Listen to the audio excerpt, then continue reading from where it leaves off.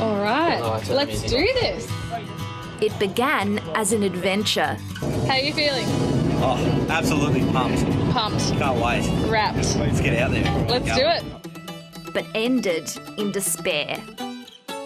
Huntress has now washed up on a remote Tasmanian beach.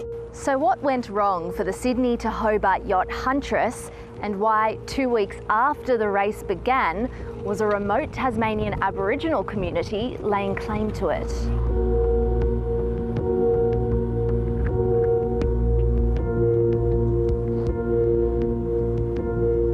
Feeling good, our navigator? Ready for a sleigh ride? Yes, absolutely. Bring it. Huntress was one of more than 100 yachts that headed out on Boxing Day 2022 for the annual Blue Water Classic. Away and racing. After a hectic start for the Super Maxis, competitors settled into mostly smooth sailing. How's it going out here, guys? So good. So good. But it didn't last. The crew of Huntress faced a tense situation in the Strait. With a broken rudder, it was forced to retire, a big blow being the second time it was forced to pull out of the race in as many years. While those on board were rescued, Huntress was left to drift off the coast of Tasmania. But it drifted for a week and has washed ashore on Christmas Beach on the eastern side of Cape Barren Island. Truanna, Cape Barren Island, home to an Indigenous population of about 70 people. A salvage operation was always the plan, so why didn't it happen at sea?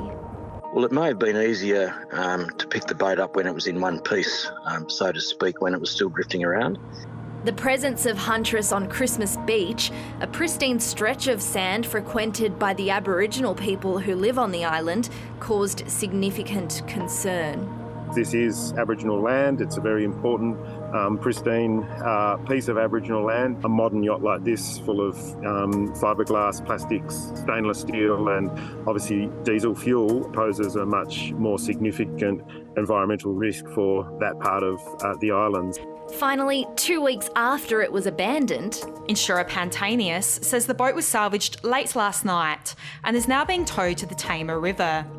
but it wasn't the end of the story. Not long after Huntress had been refloated, even before the public had been made aware it had, the Aboriginal Land Council made a claim that the vessel now belonged to the Aboriginal people and it couldn't be removed from the island until 1/3 of its value was paid.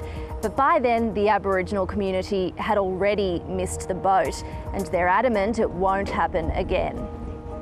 We need to just take further action to establish our rights for the island, and that is the crux of things, I believe.